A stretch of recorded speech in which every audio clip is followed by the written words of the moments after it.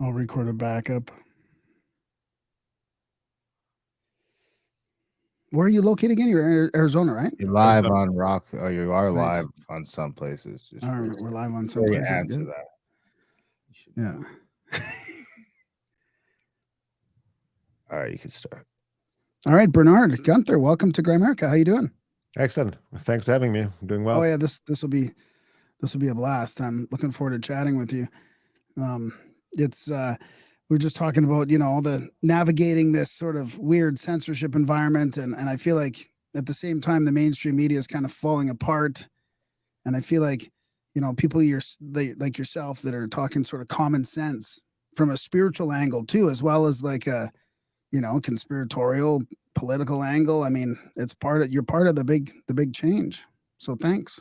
Excellent. Great. Yeah. I like to combine it all, the inner and the outer. Yeah, Work yeah, ethic, all exactly. it.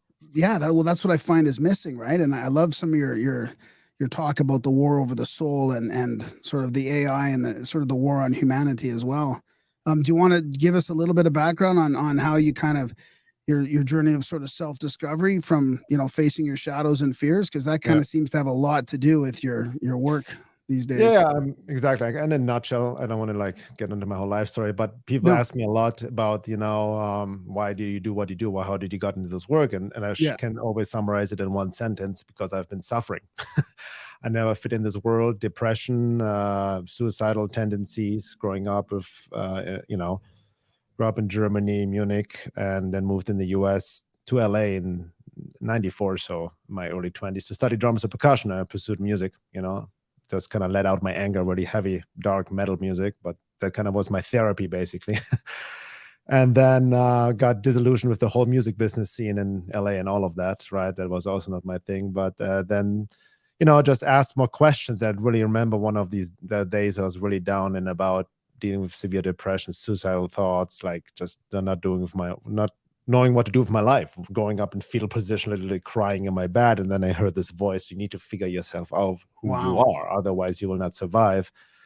And then, as the saying goes, once you really answer those questions and really seek deeper, doors open where there haven't been no doors before. And the guidance came, right? It's with certain books, teachers. And it has started for me both. I got early on into Jungian psychology, shadow work, and spirituality. Krishnamurti, he was like I liked him. He's like a spiritual anarchist because he doesn't. I don't know if you heard of Krishnamurti. His book yeah, had a big influence on me. Freedom from the Known, that really popped up for me once in the '90s. And there was this line in his book where he said, "It's no measure of health to be well adjusted to a profoundly sick society." So there's like, all right, this is what everybody's trying to do. That's why everybody's depressed and sick, because we're trying to adjust to a society that's mad, where pathologies have become normalized. Now we're seeing it even more with the whole woke thing and all of that, as pathologies are being normalized, right? So we're trying to adjust to that. So I stopped trying to adjust to a world gone mad, but try to understand myself, right? So that really dove deep into my inner work. And that also, I tumbled down the rabbit hole. I used to work a lot with psychedelics as well in the '90s. I got big into Terence McKenna, did the heroic doses, locked myself into a rehearsal room into darkness, 5-7 grams, and just, okay, let's see what happens. And that was great. But that's how I encountered, because all these psychedelic experiences working with DMT and mushrooms was, I always thought people have these spiritual experiences. I had, not too much enlightening experiences, but I encountered all these alien beings, some other entities. So that kind of got me interested in this hyperdimensional a reality setup of our world and all that. And I got more interested in the alien UFO phenomena, tumbled down the rabbit hole, and I realized, these alien beings may not be from another planet, but interdimensional beings, right? The topic of all topics is Castaneda talked about. And so I did, that was also in the '90s, before there was Google or YouTube. So I had to do more research, like getting books and all of that. I think David Icke, came across a VHS tape of his from the '90s, one of these 8-hour talks, right? So that was kind of like a red pill moment. But, so that moved along. And then I found another gift. So I was very drawn to do body work and massage, so healing work. So I kind of pursued that, studied that, had a thriving body work business in LA in Topanga Canyon for over a decade. And started writing. I put, my website, veilofreality.com, started out first on MySpace before there was Facebook. I started writing, and then my friend told me, "Yeah, you should have a blog." So I created. I didn't even know what a blog was back then, so I created the website. And writing just helped me to kind of summarize, to get my thoughts into order, like to kind of organize them and everything, my research, and just trying to put it out there and maybe people listen. So I had really no intention to make a quote unquote career out of it or anything. I was just like trying to organize my thoughts and see if there's somebody else who was interested in it. And then it took a life on its own. You know, I made, with a friend of mine, I made some videos of one of my, some of my writings, one of a UFO documentary, UFOs, aliens, and the question of contact, where I go deeper into the hyperdimensional reality and the interdimensional beings and all that. And then another film, Love, Reality, in the Time of Transition, kind of cutting through the New Age bullshit that's out there. I took a detour into the New Age, as maybe some of us did. Right? Me too. You know, and you know, I mean, it's all trial and error, you know. But for me, early on, what I noticed, for me, what I mentioned at the beginning, it's both the inner and outer work, meaning, you know, you need to understand what's going on in the world and whatnot, but you need to do the inner work as well, working through your own shadow, your own trauma, your own wounding, and all of that, you know. Because why do we seek truth? Because I want to seek the truth within my being, right, to come to a true awakening state. And the Great Awakening, or what people talk nowadays about awakening and red pill, is more like an intellectual understanding of the quote unquote matrix, conspiracies. And from an esoteric or spiritual perspective, that cannot be even called really having taken the red pill, because from a, you know, deeper esoteric you know, level, to be truly awake is to be awake on a much deeper spiritual level beyond identification with your ego and all of that. And that's the great work. That's a whole other ball game, right? So it's really about combining both. That's also the work I do currently, you know, with my wife. We do group coaching programs. We do psycho-spiritual work, combining inner and outer work, helping people on this, doing this time of transition, as I call it, in right now, because we are very a time of what? times. The time of transition, as I call transition, it. Yeah. I took it from esoteric Christianity. There's I studied esoteric Christianity for many years, not to be confused with the dogmatic Christian religion and all of that. But it's been called the time of transition. Many other traditions that we are in a very critical phase as an opportunity for a great awakening, right? To humanity move up. But there's also the possibility for destruction, cataclysmic event, you know, similar to what happened in ancient times, Atlantis and all of that. And that's the times we're in right now. And, you know, from the matrix perspective, these forces that rule over the world, which I also realize happens more on an occult level, hidden level, and what we see only on a 3D conspiracy level is more the symptoms, you know, of a higher order. And they're trying to lock in humanity in some sort of frequency prison, right? So it's definitely like the archetypal battle between dark and light, but we have the opportunity right now for a great awakening. I mean, ironically, now over the past 3 years with all the pandemic and everything that happened, it actually triggered an awakening. You know, finally, I've done this work for over 20 years, talking about topics nobody cared about. People would laugh at me, but now people, maybe you see it in your work as well, finally start to listen, you know, who wouldn't listen 3 years ago.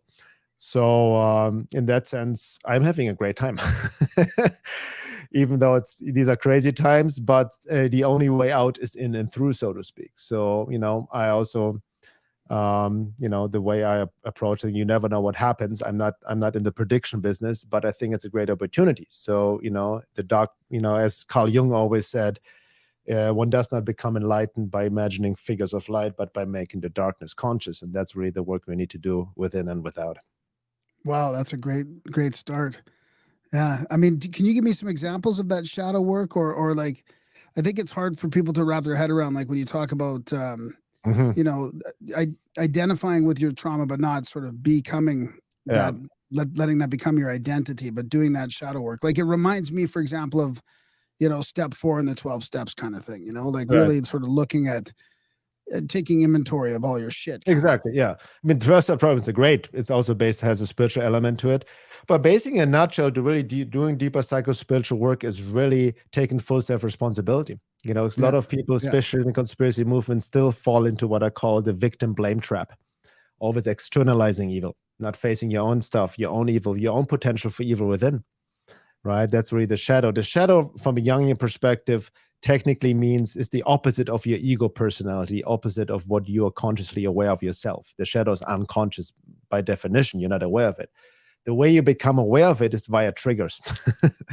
What really triggers you, upsets you emotionally, what really gets you upset overly, what you only see in others, but denying yourself, that's your shadow. And that's for a lot of people hard to confront, because they will deny it. Like, I would never do what this other person is doing. That's already a hint what you have also within yourself, at least in potential. It doesn't mean that you have you acted out, but all is one, So shadow work is the process of individuation to become whole completely, And a lot of people engage in what's called spiritual bypassing. They want to become these virtuous, higher spiritual beings, and I'm all positive. The evil is out there. I'm a great person.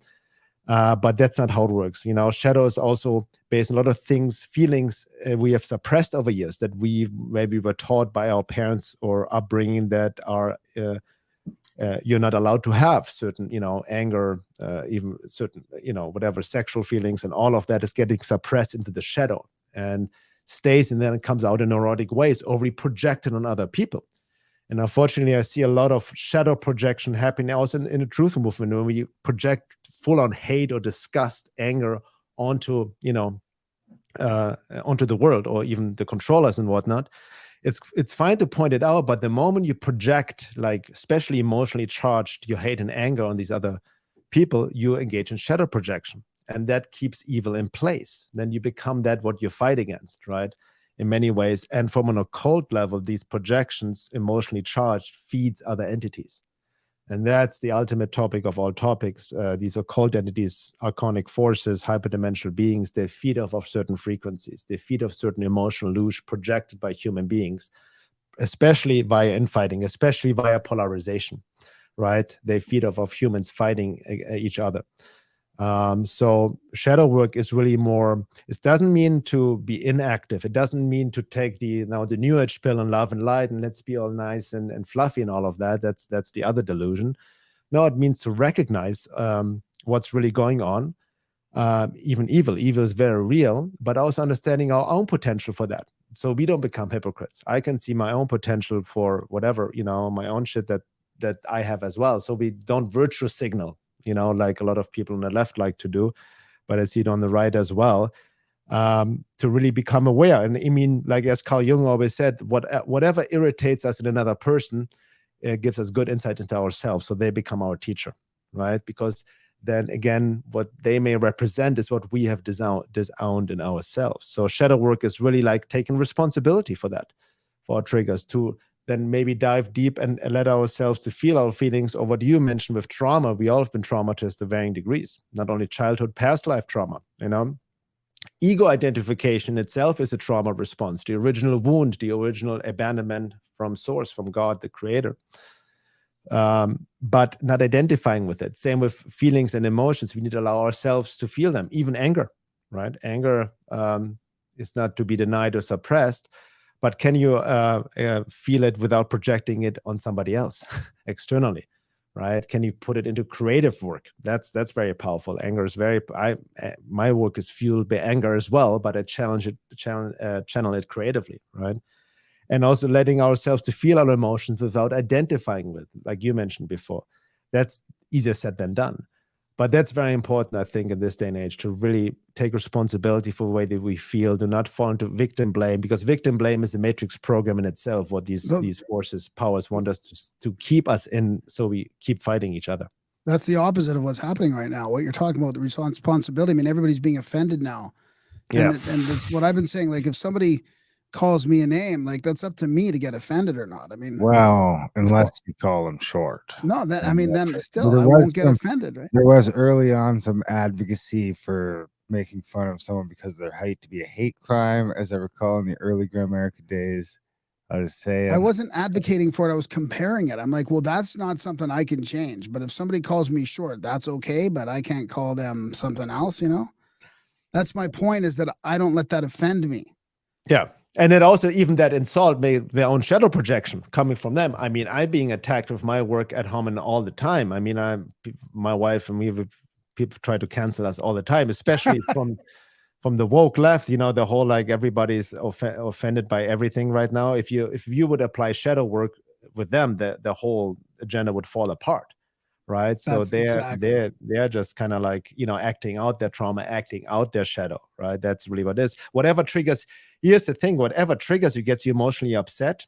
For example, when I say you're an idiot, I'm not saying you are, but let's say it's hypothetically, and you get really upset, angry, fuck you, I'm not an idiot. It means there's something within you, even unconscious, that believes that. Yeah. Because if it wouldn't be, you know what I mean? You would just like, yeah, whatever. It wouldn't have a hook within yourself. So people who get very triggered by something, it has to have a hook somewhere in their unconscious. And that's how you work with your shadow. It's so fascinating because that's really what's happening at a grand scale. Oh, yeah. Mainly, like you said, the woke side of things. But I'm just noticing it. Even people that aren't woke are very filled with anxiety. The younger people, very filled with anxiety, very much like scared to take ownership of their situation in a way. Yeah. I don't know if scared is the right word, but hesitant or fearful, or like they almost can't do it. It's like life is too hard now. Yeah, there's that. But, I always see it from a psychological perspective, because thanks to my wife, we're deep in this work. So we studied a lot. So these kids nowadays, they're not only conditioned and programmed with social media and all of that, right? But also traumatized themselves, who knows what the parents did, their own childhood wounding, how they were grown up. It's also a responsibility of the children, of the parents, so to speak. So it's leveled, on a multidimensional level, has so many effects. But the conditioning, the programming, social programming is intense. I mean, you guys, I don't know how old you guys are, but I grew up, mostly playing outside, had my close circle of friends. I didn't get influenced by all this internet, social media, TikTok stuff. There's a whole different ball game nowadays, right? Yeah, I'm 52. I was born in 70. So yeah, so you're same Gen X, Yeah. Yeah. It's so different. I mean, we were talking about music because Gen Xers think you're really something, eh? Well, yeah, we're tough. I mean, we used to just listen to music. Like, come on. What we used to do is just listen to music. Like, we'd hang out to listen to music. I mean, that was it. Like we'd put it on, and then the new things would come out or whatever, and you'd like hang around and just do that. Yeah, smoke a joint, play some drums, listen to music. That was it. Yeah. So is trauma, we had a guest on that really sort of got me thinking about psychedelics and trauma. And she mentioned that she thinks trauma is just being overused or overplayed or over appreciated or something as something that needs healing, like too many. And I guess I think what she was saying is that too many people are identifying with that trauma. Everybody's traumatized now, and there is a lot of trauma, but but we're paying too much attention to that. Exactly. I mean, you can see it on the political. I mean, first of all, I see issues with both left and right. I think the guys polarized, they have their own issues, so that's why I don't really play the game of political identification. But let's say it in the light of trauma. Usually the left, they're mostly, oh, I'm traumatized, I have this and this. They're overly identified with it. They use it as an excuse, like a victim, right? Having said that, some people more on the right, conservative, they don't understand. They dismiss trauma completely. It's just get your shit together, get up and go.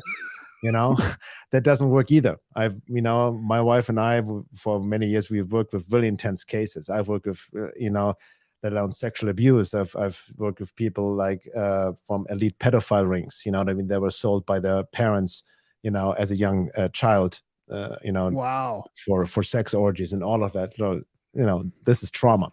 But I have to be going deep into my own inner work. I have my own trauma. Trauma is also, it simply means wound, right? It seems some as childhood need hasn't been met. And there are different levels of trauma, and there can be severe trauma like a sexual physical abuse, as you just mentioned, big T traumas. There can be more developmental trauma when your certain childhood needs weren't met, when your mother or dad were just not there for you because of their own just disassociated or narcissism, or they're just immature to raise a child, so your certain needs didn't get met, right? And then, or little thing can create a trauma. Like I've worked with people like, you see in my own life, when you can be only 3-4 years old. By the way, whatever happened to your life in the first 3 years, up to 7 years, sets up the rest of your adult life in core beliefs. So, for example, your mom shuns you, like, get up, don't cry, boys don't cry, or said anything negative, or were very dismissive for something when you really needed their support or mirroring. that can initiate a program. I'm not good enough, right? I'm not getting the love. Life is dangerous. I cannot trust myself. I cannot trust life, and that can set up for the rest of your adult life, right? And get you in situations where you self-sabotage yourself. So little thing can set up a trauma. The key point is how to process it, right? Like I mentioned, a lot of emotions we have trapped. We were maybe a lot of shame, guilt, anger, sadness. We have held on. We have never grieved. This needs to be released. So the key point is not identifying with it, but allowing ourselves to feel our feelings. And many of them are armored up, right? And then we become addicts. We try to suppress them, be it with drugs, alcohol, social media, shopping, sex, porn, whatever it may be. We always chase dopamine, right? We always want to feel good, but don't want to feel bad. So trauma unhealed, it keeps us also from, or without doing shadow work, keeps us from actually manifesting our inherent gifts and talents we all have to really thrive. Everybody, I feel, has something special to contribute, but if it's masked up by trauma and wounding we're not aware of, we cannot really self-realize ourselves. And then we get, as older we get, we become very cynical, nihilistic, black pill, blame everyone, God in the world for our misery, right? Or you see it on the left, you know what I mean? When I see these Antifa kids and all these, like, in their Portland or whatever they do, I see just not only traumatized kids that just blame the world for their misery, who knows about their upbringing, but on an occult level, this kind of trauma also creates entry points for other forces to take over.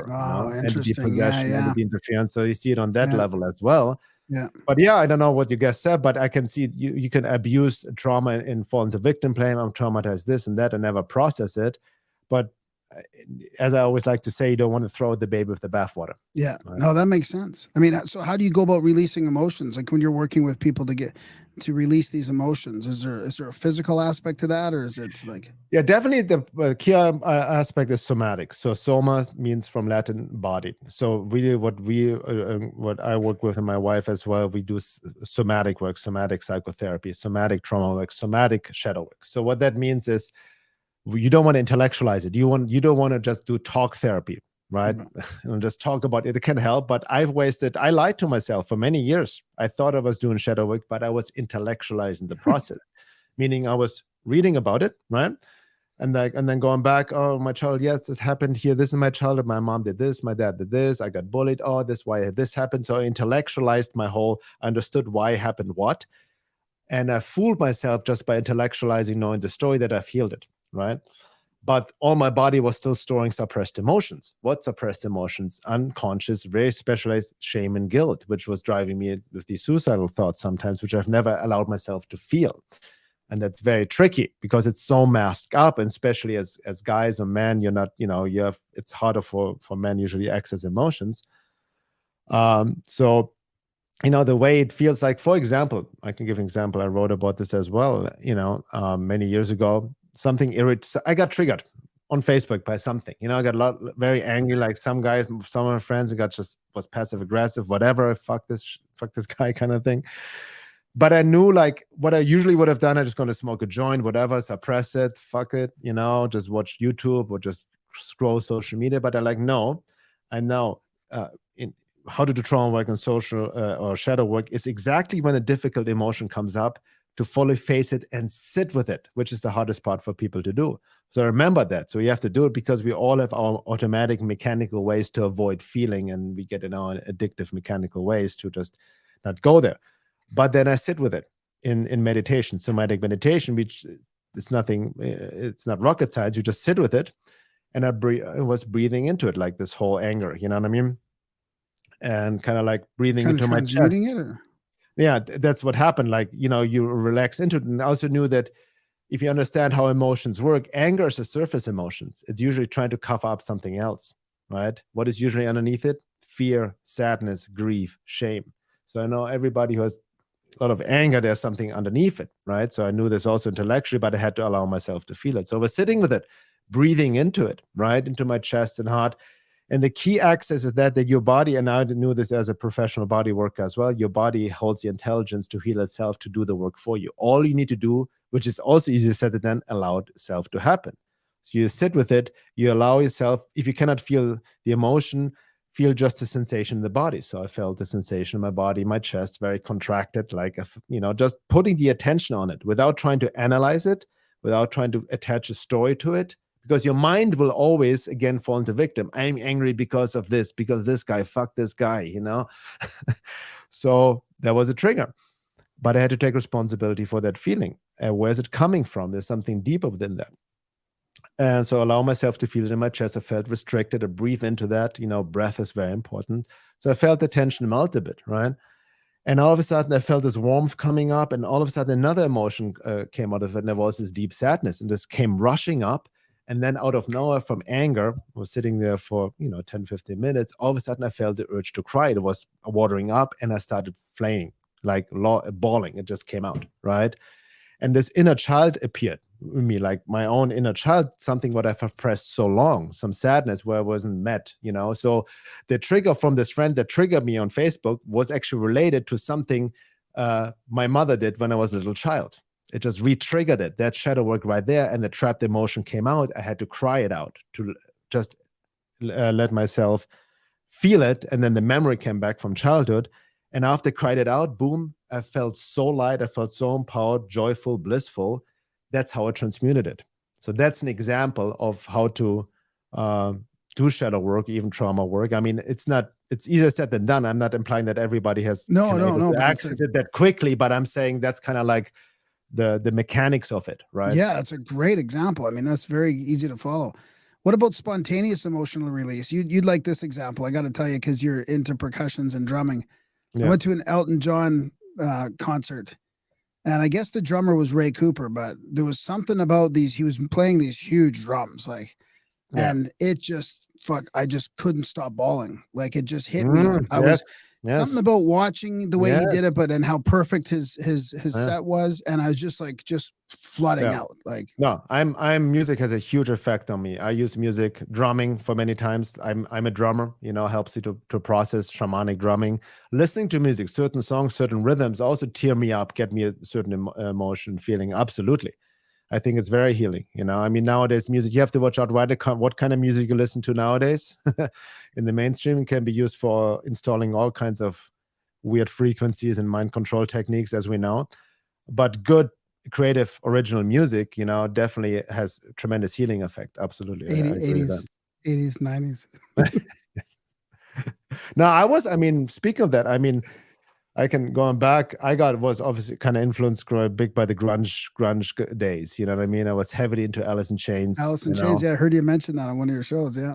Big one. And I could relate to Lane's lyrics. It was very dark and depressive, but that's how I felt too. So just listening to him kind of helped me to process those emotions, Yeah.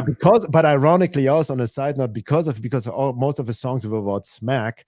So I was in LA, like, I got influenced, almost a rock star kind of archetype. Like, I want to try this shit out, what he's singing about. So I did. I was shooting up heroin for a month just because I wanted to try it out. So that was more the dark side of it. But I never got hooked on it. But I'm just saying, like, certain music can help you to process certain emotions. Even what people consider dark and heavy music help me to process these emotions, right? In order to allow myself to feel them and let them go. Wow. Jar of Flies. I was driving through Richmond. I remember where I was listening to Jar of Flies, thinking about my dad who had passed away. And same thing, just like massive bawling session. Yeah. And I guess that was probably, and I was definitely consciously thinking about my dad. For some reason, it was connecting me with my dad. But I mean, maybe that was a good release of absolutely, emotion. Even though it wasn't sort of planned out, it was just spontaneous. But yeah. And I'm saying you don't always have to cry to release. It's just allowing yourself, you will know when certain emotions come off, you have just hold on to a suppressed, you know what I mean? That can happen any other way, but absolutely with music is a healing art in my opinion. Yeah. Do you still play? No, I haven't played in many, many years. I more listen to music now. Yeah. Who are you listening to these days? These days, honestly, more instrumental. I get more into ambient music. Like some underground electronic ambient music from Europe, like carbon-based life forms, solar fields, kind of like more analog, etheric, psychedelic kind of, don't listen much to lyrical music anymore, to be honest. But Do they do theirs in changes over certain time. frequencies at all? Like, do you pay Yeah, attention to the frequency? as a drummer, if you listen to I used to hate electronic music. Too funny back in the days as a rock musician, but now I'm fascinated because they're sound designers. Some of them, they create these different layers of rhythm and different sounds, and it's just I like listening to it when I'm writing or do my qigong and whatnot. And I'm not angry and dark anymore. I mean, even now when I listen to Alice in Chains, it's hard for me to relate it right now. It throws me back to like 20 years ago in that mind state, and that was where I was at back then. But I've changed, so my music taste changes as well, I think, Yeah. Darren, do you have any questions or? Well, I guess I wouldn't mind getting into the battle for our souls sort of thing, who's winning, who's losing, who's always leave it to Darren to just jump right into the pool there. Yeah.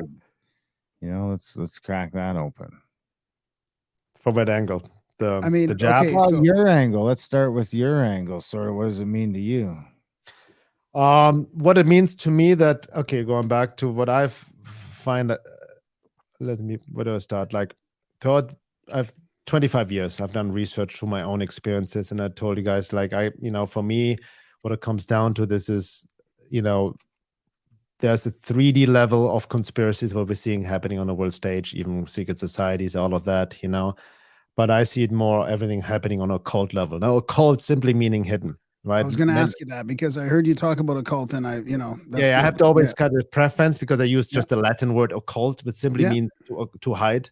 It's so misperceived now, and people equate it with evil, which is not true. There are occult evil forces. There are also occult positive forces, hidden forces, both ways, right? Right. But occult seems to be hidden outside of our 5 sensory perception. Right? There are other forces, beings that are influenced, interfered with humanity for thousands of years. Now, what I've always intuited over the years, and now it's being more and more confirmed, is that I see the quote-unquote alien invasion not happening outside with UFOs, which we are distracted by and all of this nonsense, but through our own bodies. That we are being primed, our bodies, to become incarnational opportunities for these other forces to fully occupy human beings. And that's already happening partially with a lot of the psychopaths in power fully possessed by demonic entities. Whatever you may want to call them, from the Indian yogi tradition, what Sri Aurobindo called the occult hostile forces, the asuras, or the suratic beings, the aromatic beings from Rudolf Steiner's, the archonic beings from the Gnostic tradition. Whatever, they have all the different names, but for the same forces, I would say, with different levels or whatnot. But we are puppets to these forces, and as long as we are not connected to our true soul being, our true essence, we can be easily manipulated by these beings. Our true essence, most of us, we identify with our personality, we have our identifications, right? I'm an American, I'm this, I'm a Christian, or I'm that, I'm a vegan, whatever people identify with, right? They mistake that for the true self, but these are just identifications. So the war over souls is, I see, literally they want to dislodge our souls more and more from our astral body, from our physical body, so they can come in, something else can come in. They need entry points, right? Entry points, as I mentioned before, is also created through trauma. We had a whole collective trauma installment program over the past 3 years. That's what also happened. Most people focus on the COVID shots and whatever happened economically many of the past 3 years. But a lot of people don't talk about the trauma that happened, the dissociated people, the mental illness. More and more people have committed suicide. It's been insane. And that trauma creates entry points. It's like soul fragmentation from a shamanic perspective, where something else can come in and take over as well, at least influences human beings. And then we have the COVID shot, which also create literally Rudolf Steiner was warning over 100 years ago there will be a vaccine developed to separate the soul from the body, to dislodge the soul from the body, to basically make people less motivated to pursue spiritual paths or spiritual aspiration, right? And specifically targeting children to keep humanity more hardened in materialism and ego consciousness. And that's what we're seeing right now. And probably I wrote recently 2 articles based on a fascinating book by the German author Thomas Mayer about the spiritual consequences of the COVID vaccine on spirit, soul, and life after death.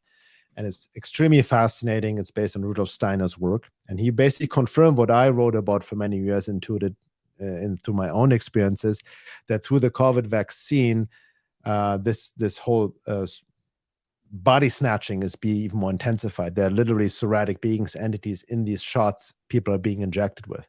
Now, before people get on to paranoia and doom and gloom, it's also important to understand that everybody's affected differently by these shots based on many different unknown factors, karmic lessons, your own soul constitution already, spiritual lessons, level of being, as I call it, soul embodiment, and also how many shots somebody had, or maybe some shots where, maybe some people got just the saline solutions. I don't know. I mean, it's been so many shots. So I just want to be clear that not everybody's lost right away who got the shot, right? But that's at least the intention, right? The full-on keep humanity trapped in a frequency present, dislodge their soul, and this ties right into transhumanism as well, the full-on materialistic takeover of humanity, and separation of the soul from the body, so these other beings can come in. So that's what I mean by literally a war over our souls. Like literally, that's what's happening right now. And the way out is the work, like I mentioned before. That's why the inner work is so important. Soul embodiment, to anchor the soul, to remove all that's from your soul being, your shadow, your traumas. The more you're connected to your soul, grounded in your physical body, the less you are affected by these other forces and other beings. But again, they need to adhere to occult laws, divine laws, and they need entry points, right? So as long as there's an entry point through trauma, through shadow, through temptation, right, as well, right, to being just reactive, and they need the consent as well, what's called in a trap of agreement, right? Like the Faustian pact of the devil, right? They even if it's manipulated consent, right? They need kind of like the permission of the host, so to speak. And the permission can be given without even people knowing what they're doing, for example, via fear, right? Getting the vaccine and all of that. So that's kind of in a nutshell what we are kind of experiencing right now. And it's as I call it, it's intensifying during these end times. We're in the end game right now, especially with the COVID shot, because that also lays the groundwork for transhumanism, where people are being tempted, to merge technology with their physicality and all of that to extend life and all of that and many other temptations. So it's really choosing between the organic evolutionary timeline or artificial timeline. And even Klaus Schwab in his book, The Fourth Industrial Revolution, talked about there will be the end of carbon man and the beginning of this silicon man. Yeah. And like your video on AI, you talked about that recently. You had the clip from Harari, and you talked about, these materialists and what they're putting us through, but they don't know they're doing this, though, do they? So are they just being tricked as well by these sort of archons, or because they don't even believe in any kind of spirit world. I mean, I think they're genuine in their materialistic belief. Yes. Well, two ways. Some of them, they're so completely materialist. They speak the truth. They literally can never perceive a spiritual reality, right? So they would never believe in God because they have not the ability, even on a soul level, to perceive that, right? So so they're definitely, like, I agree, they're materialists. So that's their worldview, right? They're biological. They want to play God, and that they act even from their point of view in the best interest of humanity, as sick as it sounds. But you know what I mean? They believe what they believe. Having said that, I feel from an occult perspective, they are already instruments of these sporadic occult forces, esoteric forces taken over. That there's already no soul in. There can be also, and just because somebody looks human doesn't mean they're human. So they can be easily vessels for these other beings already, incarnated even. I mean, various esoteric traditions, occult traditions talk about that as well, especially in this day and age. Rudolf Steiner talked about many people will be empty shells, empty vessels, but already just hosts for these demonic forces. Sri Aurobindo talked about this similar in his integral yoga. So a lot of these teachings already talk about this possibility, and that could be definitely a possibility already. That's why I'm saying, like, when people talk about humanity, we all one. Yes, we all one from this higher perspective, but we're not all the same. Just because somebody looks human doesn't mean they have all the human qualities. Even psychopaths, right? On that level, that's been proven. They're genetic born psychopaths, not based on trauma, but literally born without a conscience. And they comprise up to 6-7% of humanity, and they gravitate towards positions of power because imagine your life is probably not how I imagine, but you have no conscience whatsoever. You see normal people as people to take advantage of, and you have high IQ as well. The low IQ psychopaths, they end up maybe as serial killers in prisons, right? But high IQ psychopaths end up in positions of high power. And they themselves, from an occult level, can be also hosts for these other draconian beings. Yeah. Yeah, that's fascinating. So that's kind of why, in a sense, I mean, I was going to mention this at the beginning because you really triggered a lot of thoughts here for me about this struggle with loving, not falling into this hate and like you mentioned, the doom scrolling and the black pilling. Like when we look at what's happening in the world, it's hard for me not to have this resentment and this hate to the elites. But I mean, in a way that, what you're saying kind of makes it easier to have some compassion. And I mean, maybe even love that they're possessed, or they don't know what they're doing, or they are just think they're doing the right thing. Yeah. I think that's an important stance, not to be in that hate mode. Absolutely. I mean, with compassion, you also don't want to fall into blind compassion. Yeah, right? yeah. And just, you need to make boundaries clear, right? It doesn't mean even non-violence. It doesn't mean just to be passive or non-action. No, what is needed. That's why the work is so important. Even the work what I do with my wife in our course, Embodied Soul Awakening, we go really deep, because you need to also understand two ways. You need to understand your own psychology, your own makeup, where you get triggered, where you overreact. Because I mentioned these reactions, emotional outbreaks, hating on the elite. This is food for these other forces. They want you to hate on them. I mean, best example, like I always like to say, is Star Wars, the first Star Wars. When the Emperor, when Luke got angry, and Emperor, get angry, that projected on me, give in. That's an amazing analogy. Yeah. Right? If you give into that.